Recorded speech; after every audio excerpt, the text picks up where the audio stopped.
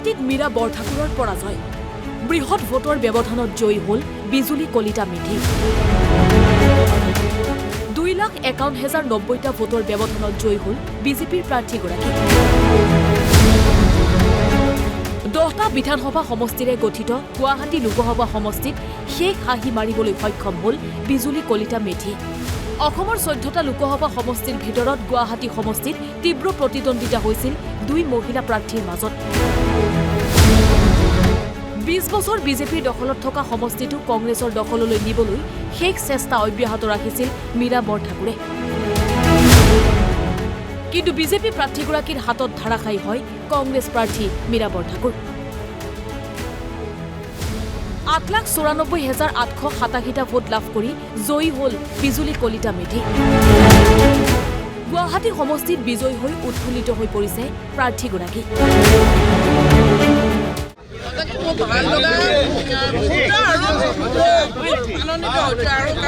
আপোনালোকে জানে যে দলৰ কাৰ্যকৰ্তা হিচাপে দলৰ কাম কৰি গৈছিল কাৰণ মই গুৱাহাটীবাসীৰ ওপৰত আমাৰ সম্পূৰ্ণ বিশ্বাস আৰু আস্থা আছিল আৰু গুৱাহাটীবাসীয়ে কেনেধৰণৰ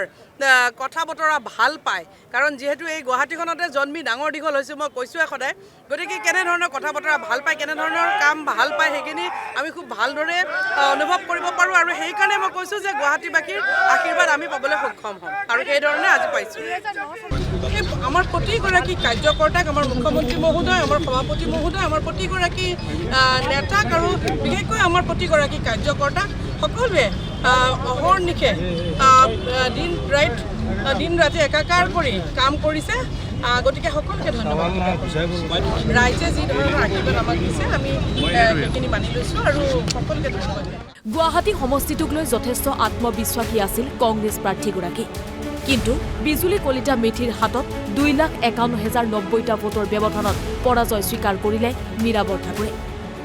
অৱশ্যে পৰাজয় বৰণ কৰিলেও গুৱাহাটী সমষ্টিৰ ৰাইজক ধন্যবাদ জ্ঞাপন কৰিলে মীৰা বৰঠাকুৰে নিজৰ ভুল শুধৰণি কৰি আগন্তুক দিনত নিৰ্বাচনী যুঁজত অৱতীৰ্ণ হোৱাৰ সংকল্প লৈছে মীৰা বৰঠাকুৰে আজি 2024 গুৱাহাটী লোকসভাৰ যি ফলাফল আহিল ফলাফল ৰাইজৰ যি মতদান পালো তাক আমি বিনম্ৰতাৰে আমি একচেপ্ট কৰিছোঁ আৰু বিৰোধী পক্ষৰ প্ৰাৰ্থীগৰাকীলৈ মই অভিনন্দন জ্ঞাপন কৰিছোঁ প্ৰায় 6,43,791টা ভোট আমি এতিয়ালৈকে পালো আৰু কিছু বিপুল ভোটৰ ব্যৱধানত আমি পৰাজয় বৰণ কৰিলোঁ আমি ৰাইজে যি জনমত দিছে তাক আমি একচেপ্ট কৰিছোঁ আৰু মই যদিও পৰাজয় হৈছোঁ মানসিকভাৱে এইকাৰণে মই ভাগি পৰা নাই আমাক ৰাইজে যেতিয়া 6,43,797টা ভোট আমাক দিছে গতিকে মই এই মতদান কৰা ৰাইজলৈ বিনম্ৰভাৱে মোৰ ধন্যবাদ মই জ্ঞাপন কৰিছোঁ আৰু যিসকলে আমাক ভোট দিয়া নাই তেওঁলোককো মই নমস্কাৰ জনাইছোঁ হয়তো আমি তেওঁলোকক পতিয়ন নিয়াব পৰা নাই বা তেওঁলোকৰ লগত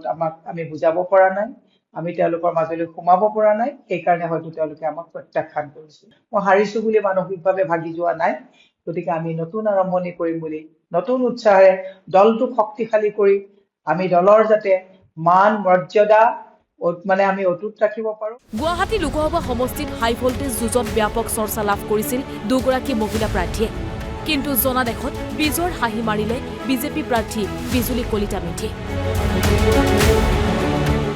দীপাংকৰ মেধিৰ ৰিপৰ্ট NB নিউজ গুৱাহাটী